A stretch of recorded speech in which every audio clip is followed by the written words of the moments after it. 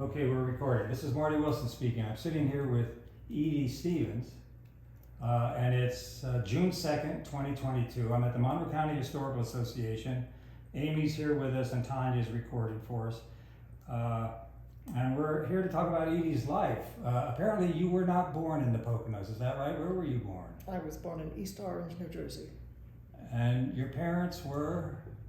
Roderick Douglas Donaldson and Helen George Donaldson. Okay.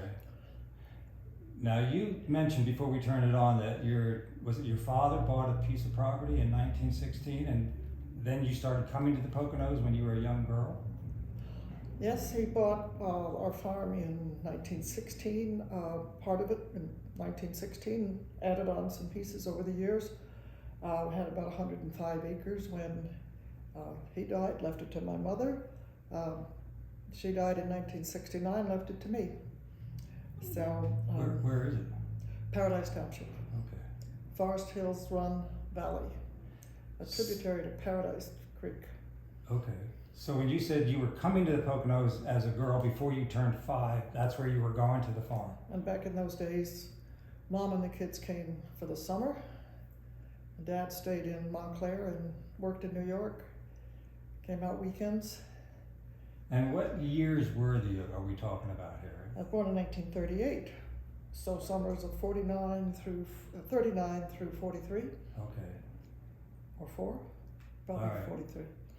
And then you moved here permanently when you were 5. Yes. Okay, so you went to schools locally. What schools did you go to? I went to the Paradise Township School. Building is still there. It was turned into a residence many years ago. Grades, no kindergarten. I had been going to kindergarten in Montclair, but started first grade, I guess the fall of 44 or 45. Are we talking about a one-room school kind of thing? No, we had grades 1 and 2 were together, and Miss Davis was our teacher. Grades 3 and 4 were together, and Mrs. Anderson was our teacher, and 5 and 6 were Audrey Hamlin. Hamlin was an old Paradise Township family. Oh, yeah. So then we went to the Paradise, kids went over to Barrett for high school. So Barrett Township High School was a big building, 2 floors. In Mountain Home. And closer to Canadensis, between Mountain Home and Canadensis. Yeah. Okay. Torn down about 5 years ago. Right. Yeah, I actually attended that school too, but a couple of years after you did, I think. Okay. Yeah. So that was school. And what year did you graduate from high school? I graduated in 1955. Now, were you an only child? No, I had a sister, Helen, 2 years ahead of me. We both went from 10th grade, we went to boarding school. And so we didn't graduate from Barrett, Oh, okay. but she was in the class of 53. 53, yeah. So, what happened after high school? You went right to college? Yeah, we both went right to college. She went to Pembroke, which doesn't exist any longer. It's now the women's part of Brown University, and I went to Connecticut College, which was a women's college. Went co-ed maybe 10 years after I graduated. And what'd you major in? My major was math. Okay, so you had designs of doing what? Being a math teacher? No, I had designs of being an engineer, but women didn't become engineers very frequently. You had to be really aggressive to have a career as a woman engineer. People did, but I didn't. So, go ahead. So I went to work, I was a math major in Connecticut. Most of the math majors went off to work for insurance companies, be actuaries, Mm-hmm. which sounded terribly boring. And I went to work for AT&T, American Telephone and Telegraph, which was the telephone company at the time Where were you working? in Lake Plains in the engineering department. But women were engineering assistants and men were assistant engineers. So. And was this your career? Did you spend most of your No, life there? back I was married in 1960 and had my first child in '63. I worked up till he was born, and then was asked when I was about 2 or 3 months before he was born. I was asked when I was to give them my resignation. Because pregnant women were not supposed to have. Pregnant women were not supposed to be working there. There wasn't any such thing as young mothers going back to work with newborns. How did you feel when you were approached about this? I mean, did you expect it, or did it come out of the blue? Or? I was planning to resign, but somewhat offended by the fact that you really wanted to know when I was going to resign. So I worked till, actually I thought it was 2 weeks before he was born, but he was a week before he was born. So not quite sure how we handled it after I was asked. I'm sure I responded in some way, but I can't remember how I responded. So. Well, it was expected at the time, right? It was expected at the time. Yeah. I was expecting it, they were expecting it, they wanted a date. Gotcha. But you're in White Plains. White Plains. Yes. So what's the Pocono connection? I mean, the farm's my mother still lived on the farm. The farm's still in the family, but how did you then, when and how did you come back to the Poconos?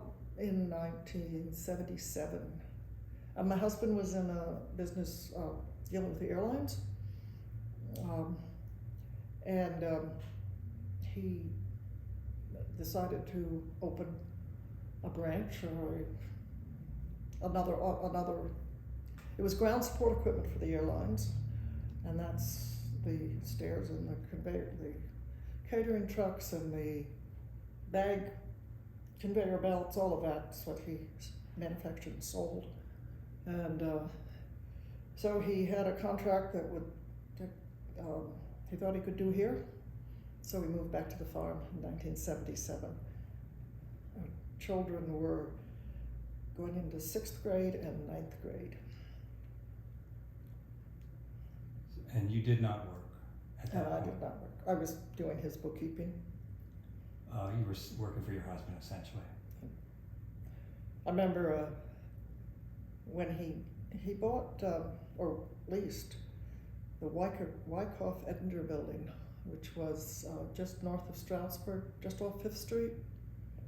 I think they had made display cases for the Wyckoff store. Wyckoff store was still in business. Do you know what I mean by the Wyckoff store? I do, indeed. I've been in that store when I was a kid many times. So, you knew that was where we all went? Yes. That's where you got everything? And you had lunch in the back. And lunch in the back. And, yeah. Met my mother after shopping, going off in our own directions to shop at the balcony, midway up the stairs to the 2nd floor. Yeah. So anyway, he opened a business there. I helped him. Took the phone calls from the people who were applying for jobs. I can remember that was part of what I did. But, and at some point you got involved with the environment. When did I get involved with the environment? I was in college. I maybe just graduated, but a neighbor came to visit my mother. I happened to be there, and he said, we need to do something. Our stream is polluted. And we said, I think we both, what's that mean? And because I can remember looking up the word pollution in our World Book Encyclopedia, which was the early 40s, and there was no entry for pollution in the World Book Encyclopedia. Okay. Wow. So it's taken me a while, taken me a number of years to figure out that it means a whole lot of different things, but at that time it meant fecal coliform sewage, and that was what he was talking to neighbors, trying to get people involved. Now I'm trying to place the year roughly. You graduated from college, you told me what was 59. 59, so around 59, 60, that's when this conversation took place. I'm pretty sure it was around 59 or 60. I don't remember being that I was married and had kids. I just remember looking up the word pollution and not being able to get a definition of it. So I've been kind of paying attention to that over the years. So take us through the steps of you becoming an activist, I suppose. Do you consider yourself an activist? I do.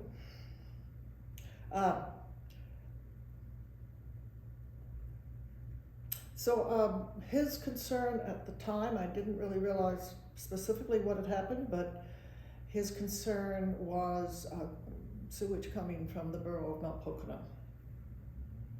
And there was a doctor in Mount Pocono, Dr. Hedrick. He was the family doctor for a lot of people in the area. And he had a home on Forest Hills Run, which was called Timber Hill Creek on the old maps. And he was also concerned, but he was a busy country doctor. I was a busy, starting a real world job, I guess. And we would often talk on the phone.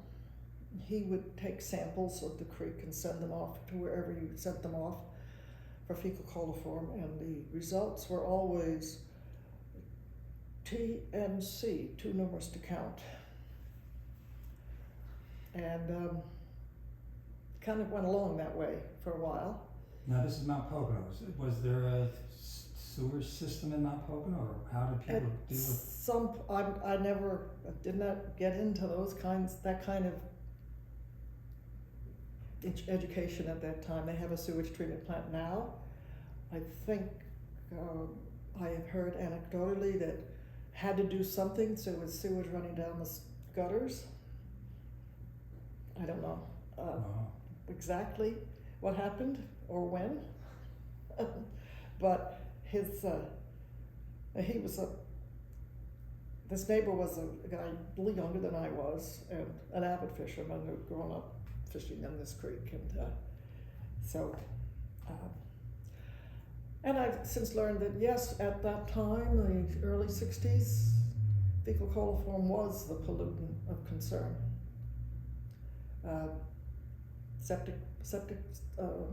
When was the Clean Water Act passed? 72.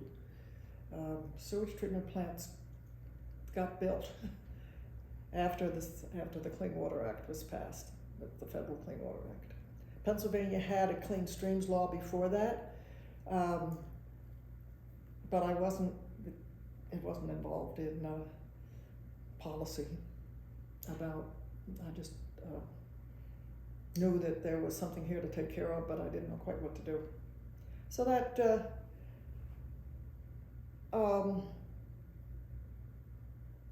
my mother was very concerned, but didn't know what to do, and we had a couple of neighbors who were concerned. It wasn't, well, the Broadhead Watershed Association was formed in 1989, so there were a number of years in there where we were concerned, didn't know what to do. The 55 flood happened in 55, the summer before I went to college. And that caused a lot of, if there was anything along the creek, it was pretty much washed away. So it must have had some impact. I think that one of the first places I got involved was the Mount Airy wanted to build a lake, dam up Forest Hills Creek, Forest Hills Run, and build a lake. I know my mother was still alive at the time. This must have been mid to late 60s.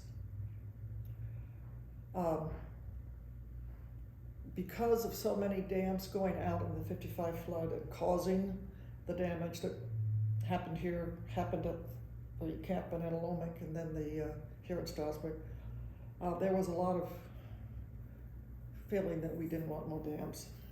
So there was a meeting in Wilkes-Barre that my neighbor took me to because it was about why we didn't want a dam and trying to get DER, Department of Environmental Resources, to not allow this dam to happen.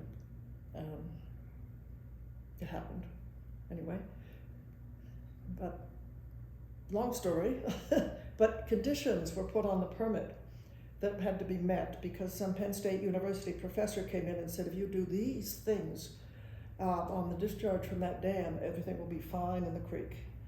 And so they put these conditions in the dam permit, which are to this day not being met.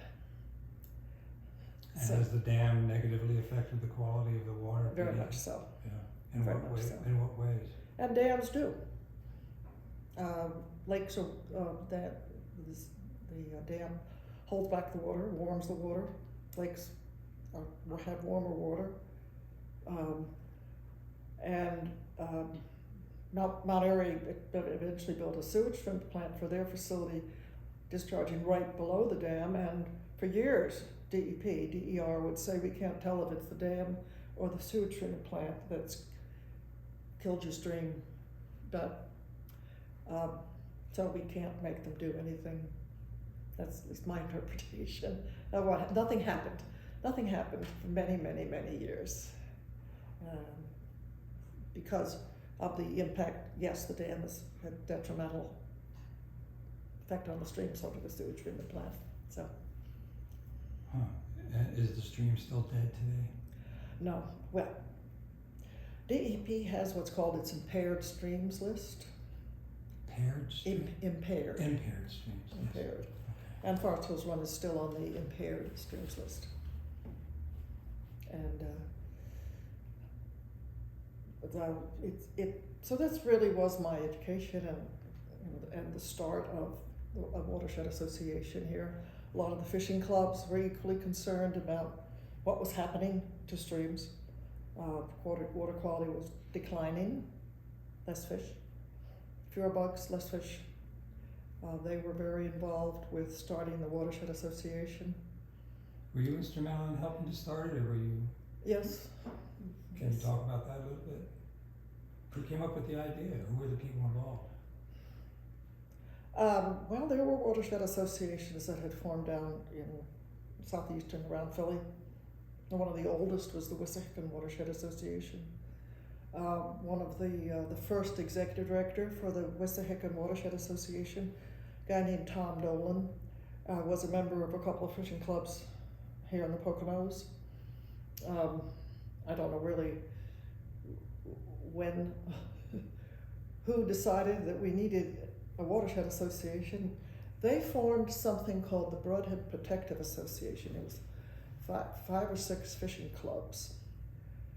One of my neighbors, Press Tolman, was a member of some clubs and knew a little bit of science about clean streams, and convinced the clubs that they should pay Don Baylor to do stream studies to get a baseline of what the condition of the streams in the Broadhead watershed is. And out of that grew, they existed for probably 5 years, but the Watershed Association grew out of that with the philosophy that maybe if we did some education about what keeps streams clean, what hurts streams, we wouldn't have so many lawsuits that we'd have to pay for, because they were bringing lawsuits against Mount Pocono, against Mount Airy. That was really Pocono Mountain School District at one point, and paying lawyers to do that. So they thought maybe education would help. The County Planning Commission, I think at the time, the county had done some kind of an open space plan or environmental plan, and had said we need a land conservation organization and we need a water conservation organization. And so a young woman who worked for the Planning Commission, Donna Pitts, was their environmental planner, I guess, was her title.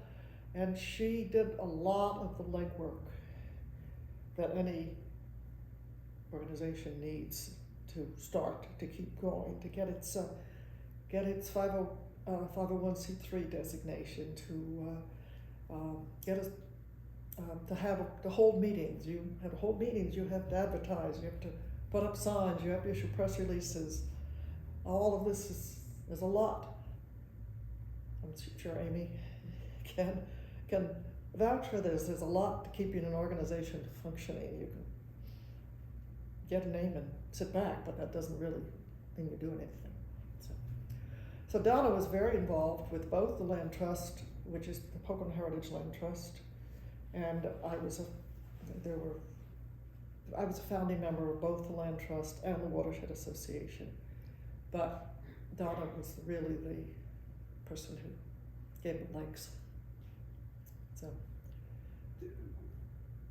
So that was 89 that we had the first organizational meeting. Was at ESU,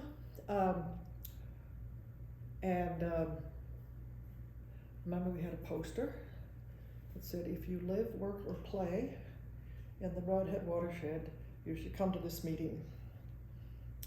We had 4 speakers: Craig Todd, Bud Cook, Don Baylor,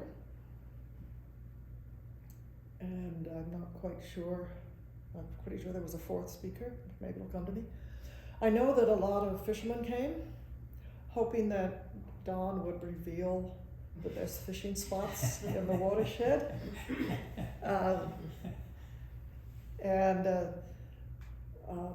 We had over 100 people show up for that meeting.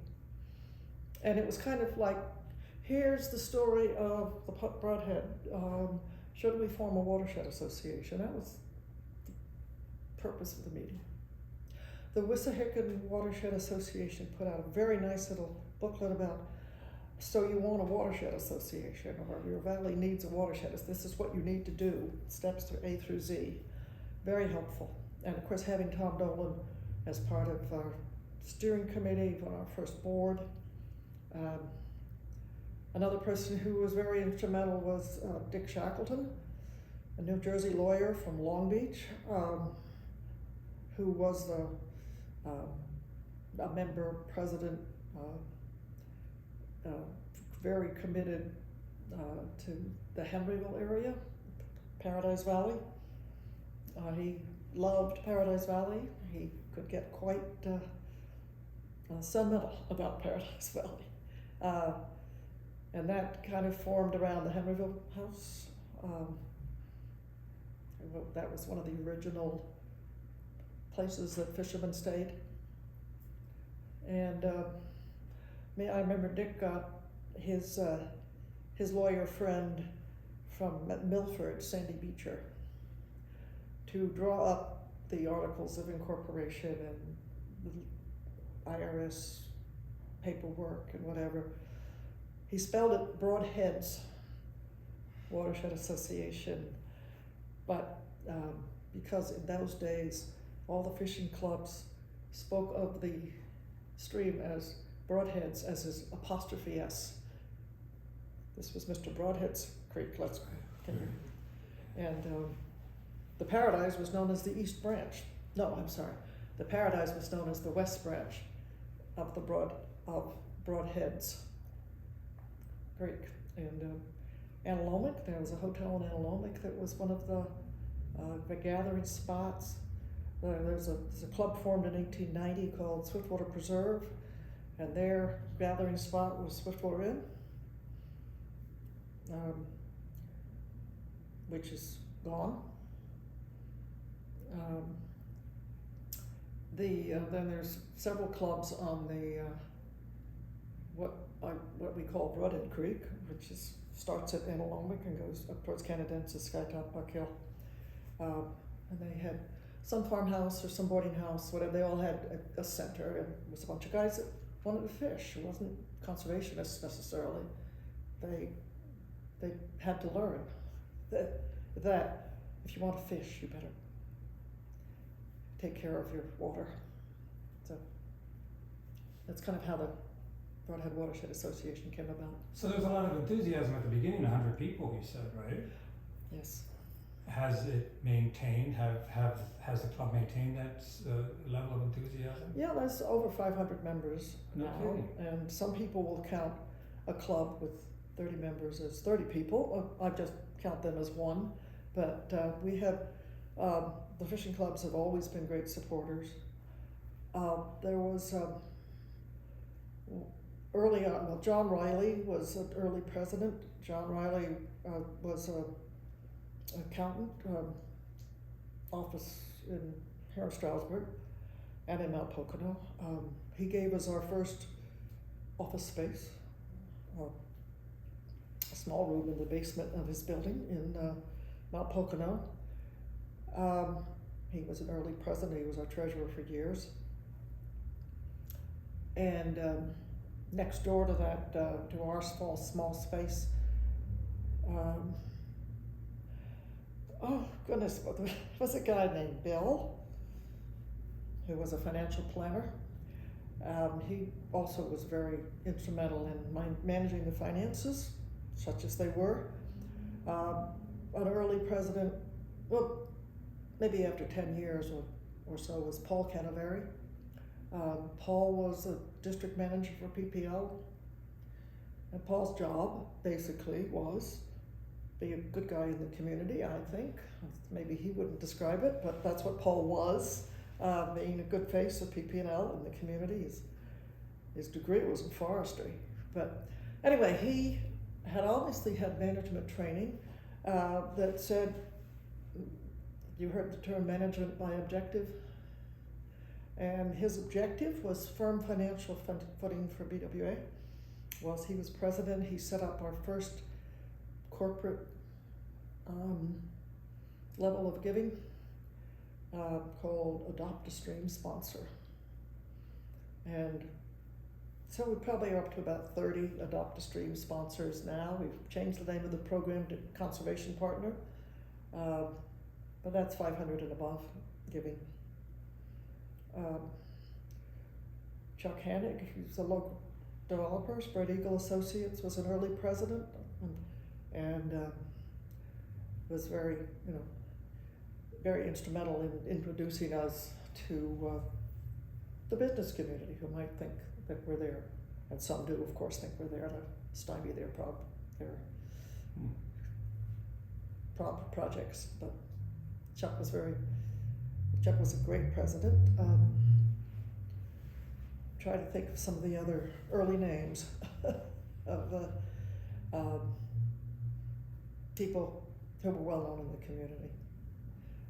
So it's definitely, I would say we don't have that level of business participation on the board right now. Is there a reason for that? But Do you think there's a reason for that?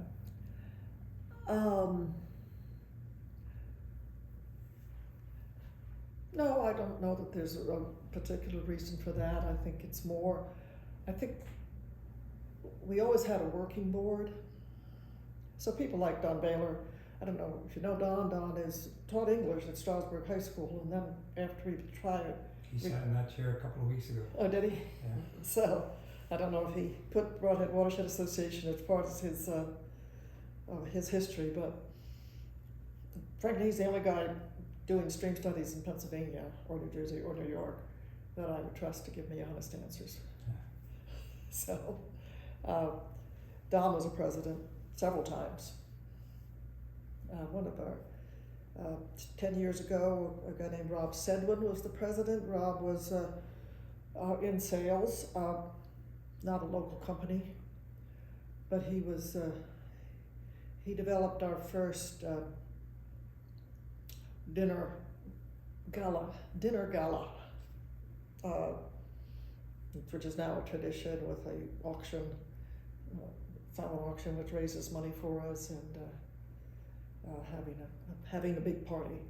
Before that, we were more the covered dish supper type club, but not very good attendance. People like to come to dinners, apparently. So he did that for us with what you could do when you have a dinner. You have a dinner sponsor, and you have sell tables, and so anyway, we had an executive director part-time, really, maybe there for 5 years. This was a paid position? Of the paid position. And we had a full-time executive director starting about 5 years ago. And that was Bob Heil, who had was soon to retire from New Jersey DEP, which actually I guess he was a part-timer and still working for New Jersey DEP. When he retired, he became full-time. So we still have a full-time executive director now, and we have a part-time development associate and a part-time communications associate. So three paid? Three paid positions, yes. We're over at the Broadhead Creek Heritage Center, along with Pocono Heritage Land Trust and Penn Future. We all have office space there. The building was originally built, the original plan was when Stroud Township bought the Penn Hills Golf Course, that we would move into, and Stroud would rent it to us for $1 a year, the golf clubhouse. And we did do a couple of programs there, but people who had a little more knowledge about buildings looked at the foundation and said, you can't do anything with this building. So that was a long process of how are we going to do this. The building was completed probably 3 years ago. Stroud, and we're paying off the mortgage this year. It's a mortgage held by East Stroudsburg ESSA, and Stroud guaranteed the mortgage. So we've been paying off, we and Pocono Heritage Land Trust have been paying off the mortgage, and done fundraising to pay off the mortgage. And they're gonna own the building. People say that's a strange. They're gonna hold it up. Stroud's owns the building that we've just paid off the mortgage on. Yeah, but we have a guarantee of 25-year lease, $1 a year, and renewable for another 25 years, and of course we're going to let you stay there forever. And so it was a level of trust to agree to sign, because both organizations are the primary guarantee of the mortgage. It's only if we both went belly up that Stroud would pay the Stroudsburg Savings Association. One of our past presidents, and who's no longer in the area, Pat Kennedy, she taught at communications at ESU, and she was very involved with putting the deal together. Why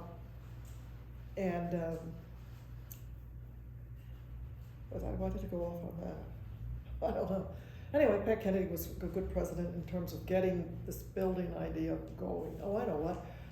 She wrote a grant application for Stroud, and Stroud applied to the William Penn Foundation for funding for this building. And that was $250,000 over 5 years, the final payment. Should have come in last month, which should have gone to the bank very shortly after. I haven't checked on that. Yeah. So. You mentioned some lawsuits earlier in your conversation today against the school district and against Mount Airy, I think it was, and Mount Pocono. And Mount Pocono. How'd they turn out? Did you have any success? No. There were a couple of lawsuits that the fishing clubs hired a lawyer named John Child out near Harrisburg, and they were always settlements that meant a whole lot of follow-up. I mean, it was never went to a trial. The settlement, in one case there was going to be formed a Pocono Mountain Water Quality Committee that was made up of representatives of Mount Pocono and the Broadhead Protective Association. And there were certain conditions that had to be met before Mount Pocono could do X, Y, or Z. And the committee just never met. So the settlement, there was no way to make the settlement work without attention being paid, and attention lagged to making it work. And the school district there was a plan to send the school sewage to Mount Airy, which had a very poorly designed and functioning sewage treatment plant discharging into Forest Hills Run. And the school board the school administration was very interested in not having to deal with this problem. We'll send it far away. And that lawsuit was to make them think about maybe they should take responsibility for this problem. And they did build a treatment plant of their own, which discharged the Swiftwater Creek. They now are sending their sewage down the Pocono Pipe. Pocono Pipe, that's what it's called. That's what we call I hadn't heard that one before. it. So, Which for people that don't know what we're talking about. say that again. Which for people that don't know what we're talking about, can you tell them what Pocono Pipe is? You know what I'm talking about. I believe I do, yes. They're shipping it down to Stroudsburg. Down to the new plant in Stroudsburg. Yeah. And that was the lawsuit that Broadhead Watershed Association was part of. Teresa Murley was our executive director at the time. And Governor Rendell, the story goes, is Governor Rendell on the golf course, or some similar occupation, promised the president of Santa Fe that he would run a pipe to carry Santa Fe sewage far away. And from such conversations, land use planning for the county went ahead. Anyway, Santa Fe decided not to take their ball and go home. They would stay in Swiftwater. You understand what I mean by saying take the ball and go home? Well, they were going to close shop. They would stay in Swiftwater.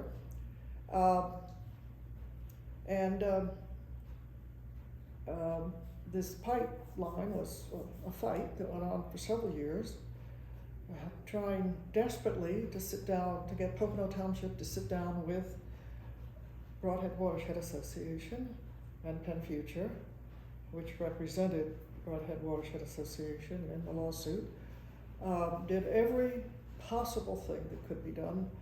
We did every possible thing that could be done under the law to hold public hearings, provide public statements, challenge flawed environmental impact statements, every possible thing. Talk to Washington, talk to Philadelphia, talk to DEP, and we could get nowhere because Governor Rendell had promised this to Santa Fe, and Pocono Township thought it was just grand. Pocono Township doing nothing to plan for the development that would follow a pipeline like that. And so Penn Future, we were in conversations with Penn Future. They had a great young guy named Brian Glass was their lawyer, in Philadelphia, and helping us through all this public comment process, public participation process. And I would probably digress to say that for 10 years, from about early 80s to early 90s, I was on the state board of the League of Women Voters of Pennsylvania, and I was first doing natural resources protection, lobbying and testifying and learning a great deal about how the laws can help protect the environment and what you have to do to use those laws to protect the environment. It was a wonderful experience. On committees for the National League, just learned a lot, applied all of that to this Pocono Pipe fight. I worked very closely with Teresa, and one of the, oh, that was a Kalahari, that was different. Anyway, so the Pocono sewer line project was going ahead with Pocono building a treatment plant on Route 611 and piping the treated wastewater over the ridge, Chipperfield Drive area, and discharging into the Broadhead Creek, into the Broadhead Creek in the parks that the taxpayers had just given Stroud Township over $1 million to buy. And we tried to point out to the people who had given Stroud Township the grant, DCNR, to buy parks, that this agency, DEP, was now going to provide funding to get a discharge into your pipes, into your parks. Stroud Township at some moment, which they then apologized for, had said, okay, you can put your pipe in our park.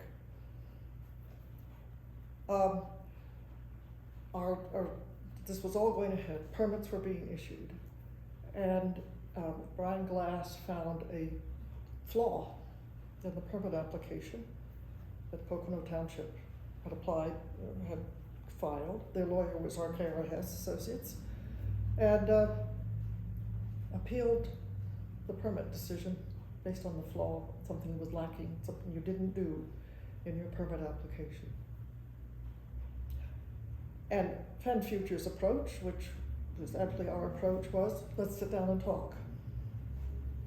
And these talks took place at the Monroe County Conservation District. Craig Todd was very instrumental in helping facilitate that. But Teresa went to, had been in touch with all of the local officials, Stroudsburg, East Stroudsburg, and of course trying to talk with Pocono.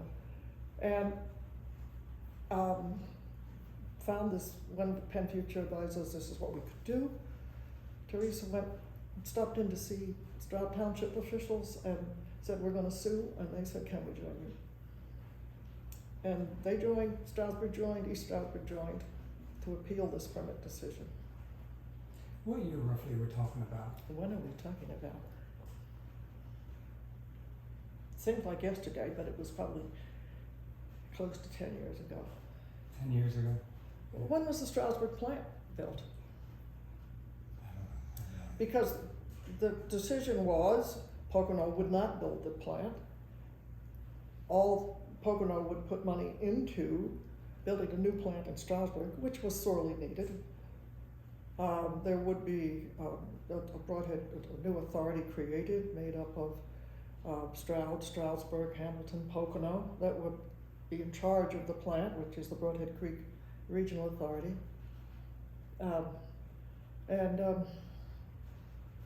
It was kind of a win-win, except that the pipeline was still there and driving development in all the way up 611, which I think we're all familiar with now. So that was the Pocono pipe. And the other, what I was getting mixed up with, was not a lawsuit, but it was how is Kalahari going to get water and sewer? Kalahari, the water park, which is in the headwaters of the Swiftwater Creek. And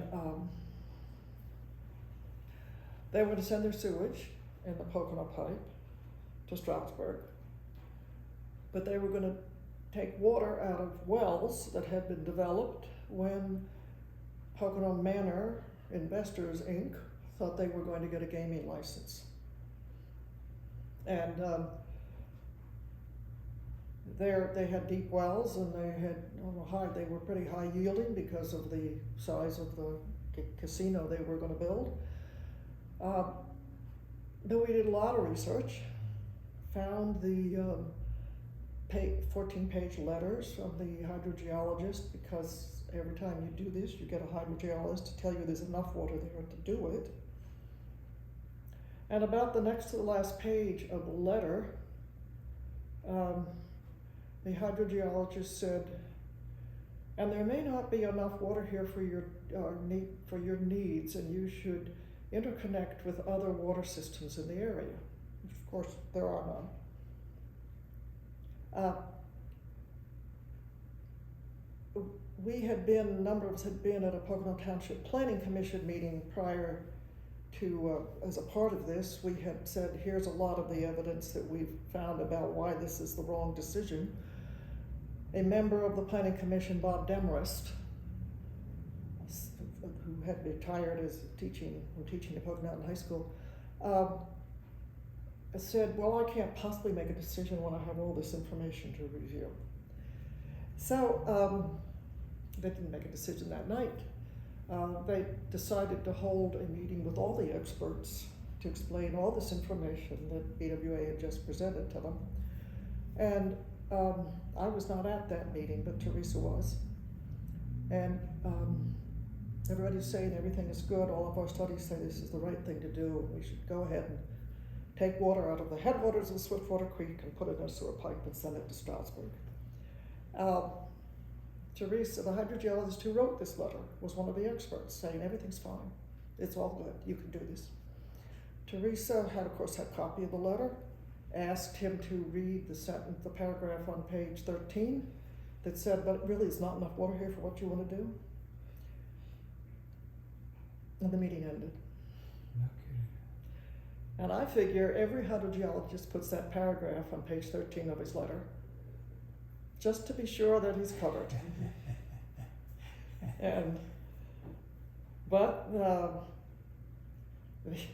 So Teresa sat down with Jim Cahill, who was Pocono Manor Investors' man on the spot, and said, we need to talk about this. And so they discussed it, came up with a scheme that we will run the water line further, that goes to Swiftwater, to Santa Fe. We'll run it up to Kalahari. So now Kalahari gets very expensive water by pumping it. I believe it's 12 miles up the hill from Stroudsburg to Kalahari, and then sends it downhill. Wow. Through the Pocono pipe. It's crazy. Well, certainly the way I explained it, it sounds crazy, doesn't it? It does sound crazy. And that's, to this date, that is the limitation on development of the Pocono Manor property, which is 3,000 acres in the headwater of the Swiftwater. There is no water and there's no sewage up there. Would you consider that one of the Broadhead, what would you call it, BWA. BWA's greatest achievements? I do, Yeah. yes. They're really, but that was just one battle. And I like to quote, and I think it's David Brower that I'm quoting, who was at the time the president of the Sierra Club, national organization, and he said, any battle you win will be there to fight another day. Any battle you lose will be lost forever. And a lot of people say to hell with it when they hear that. It's you gotta be willing to do the fight, because you're never gonna win. Well, it sounds like you put up a good fight, you and the BWA. Are you finding younger people willing to take To some extent. Well, to some young people,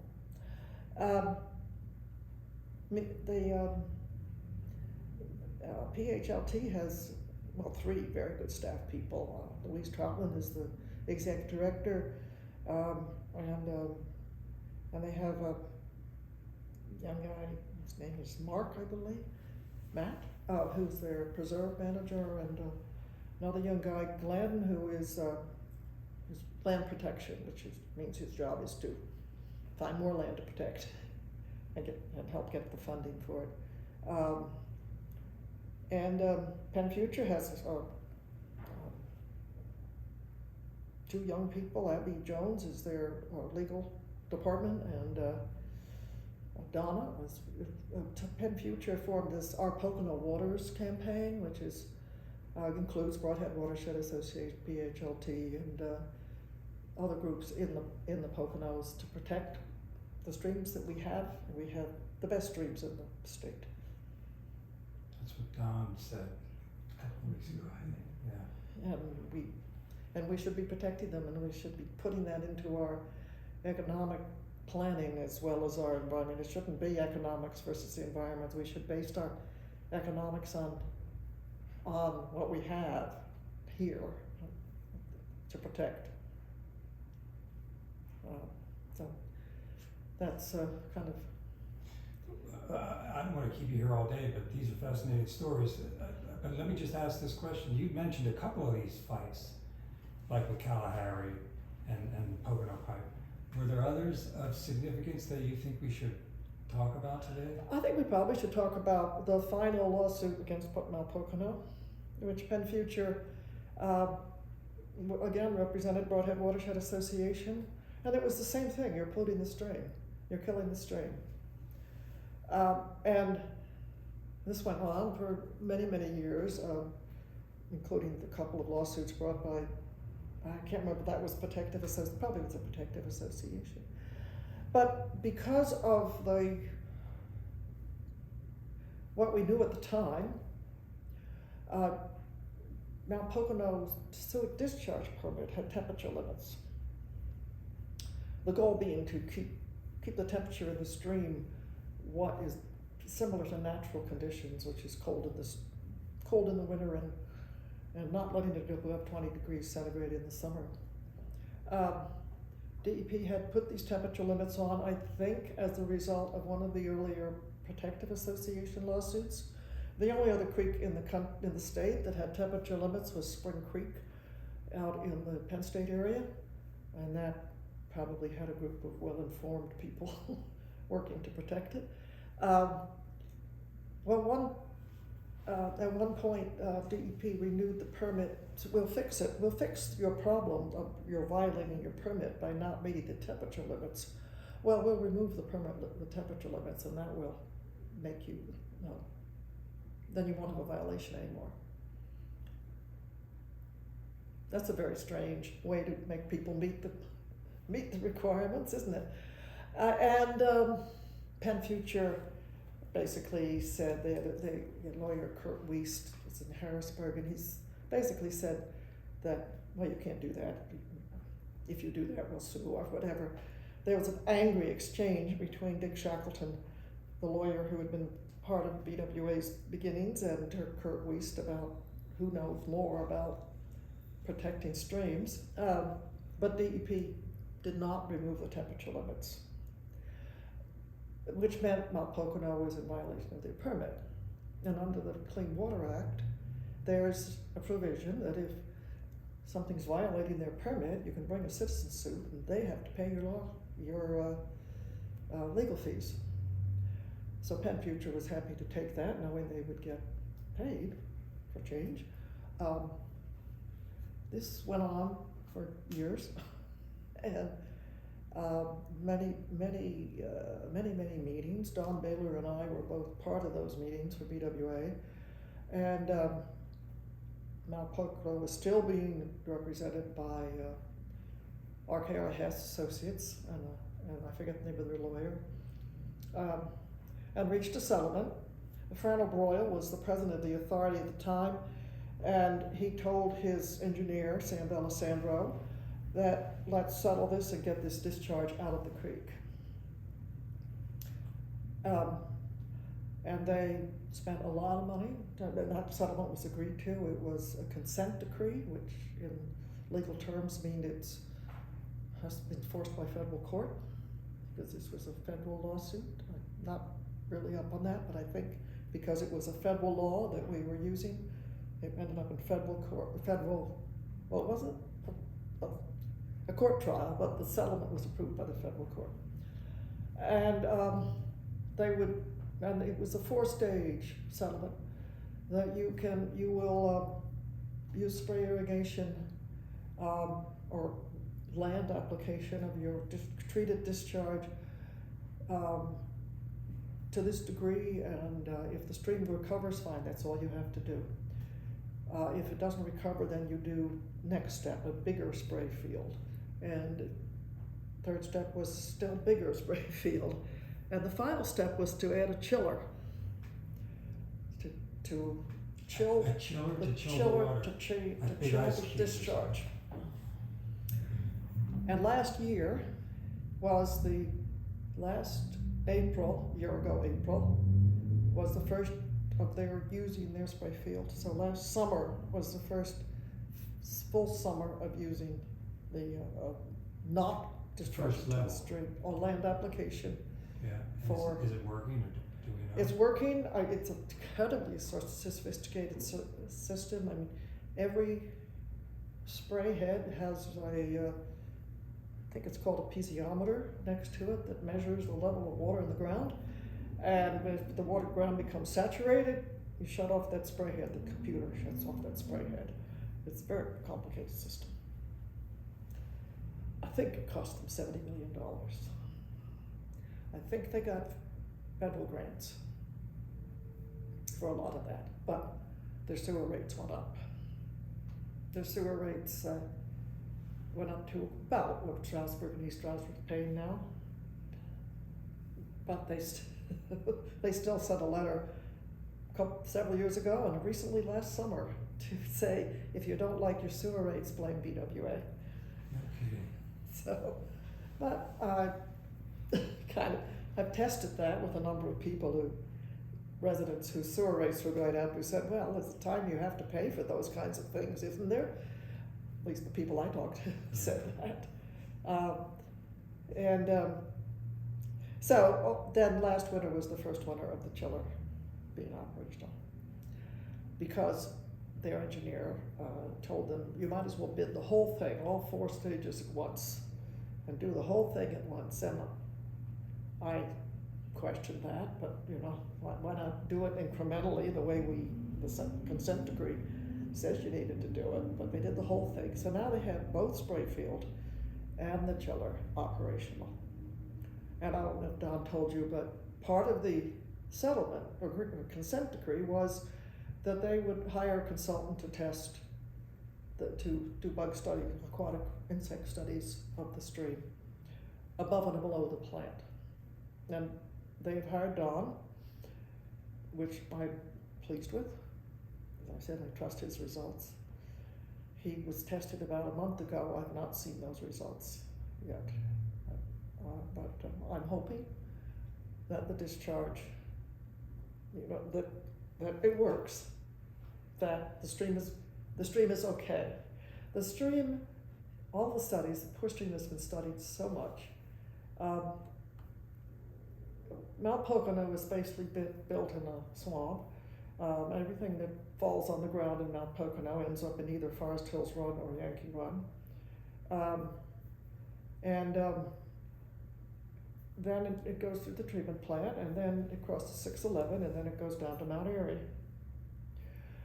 It's partially recovered by the time it gets to Mount Airy, because Paradise Township, as part of a conditional use permit, required Mount Airy to hire a consultant to study the stream above and below, and they hired Don Baylor, and it's terrible. The impact of Mount Airy is terrible.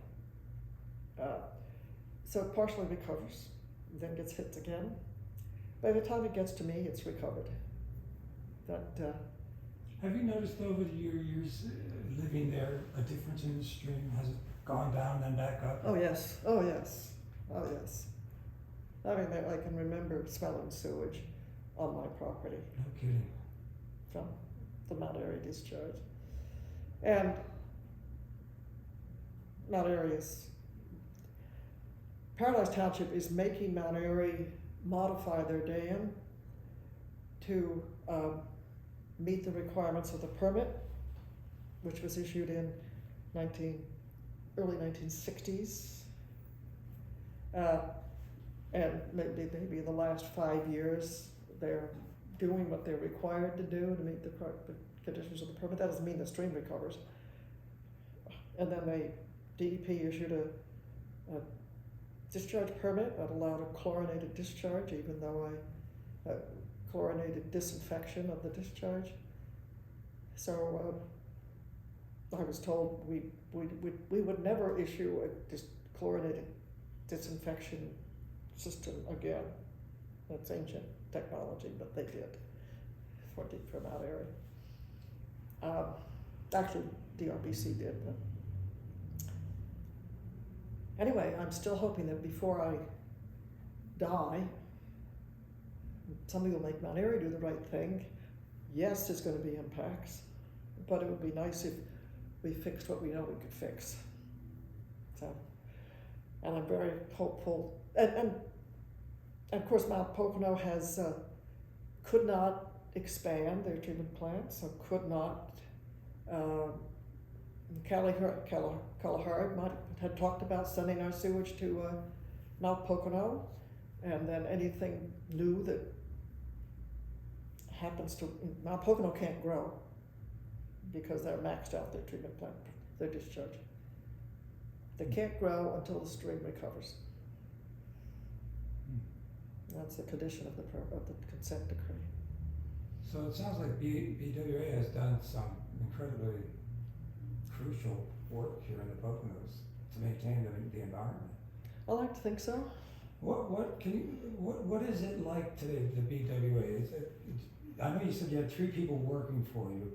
You must have a lot of volunteers. Do volunteers actually go out in the streams and test water? Or? Oh yes, so that was our very first program. As a matter of fact, one of the guidelines from the Wessex Watershed Association was do something.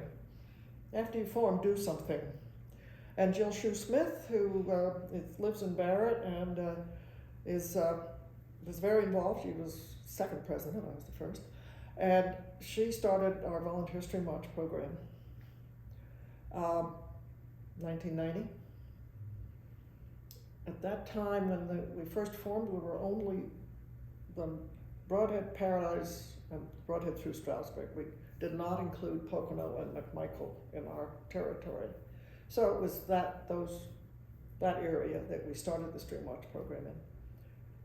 Upper Broadhead, Paradise, and Lower Broadhead.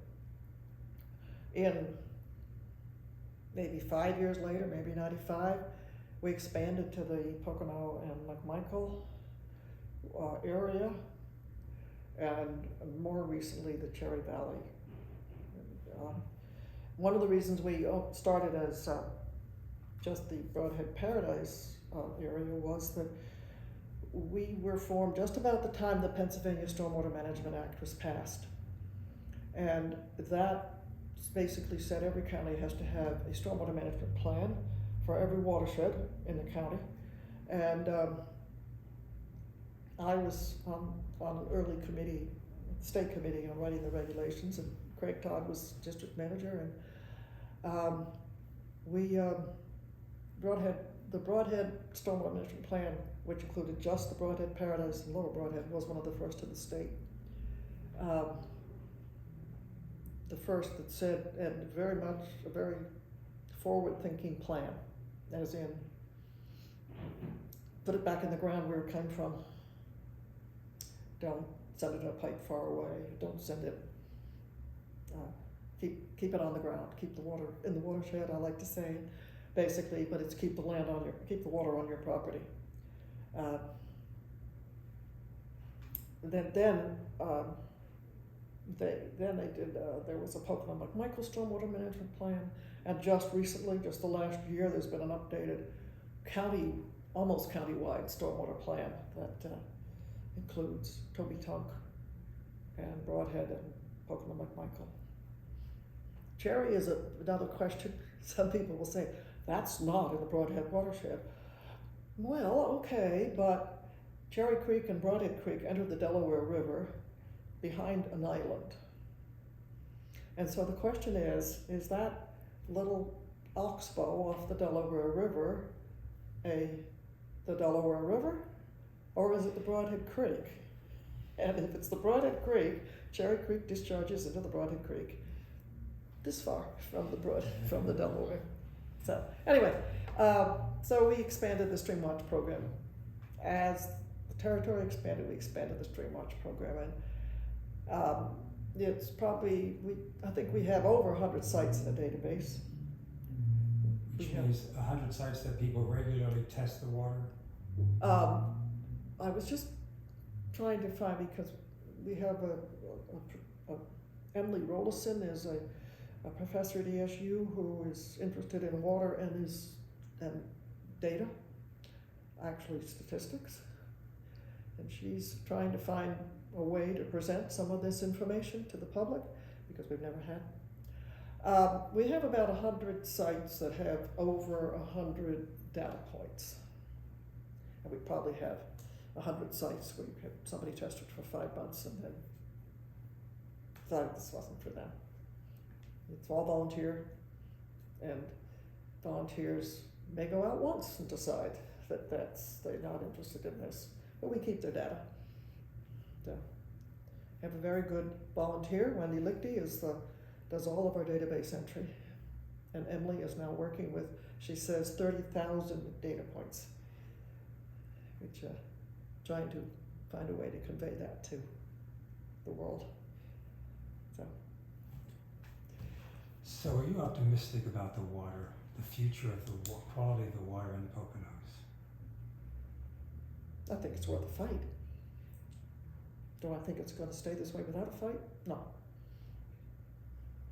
Do we need more and better ways to help people understand what we have and why it's important to protect it? I think there's a lot more that could be done,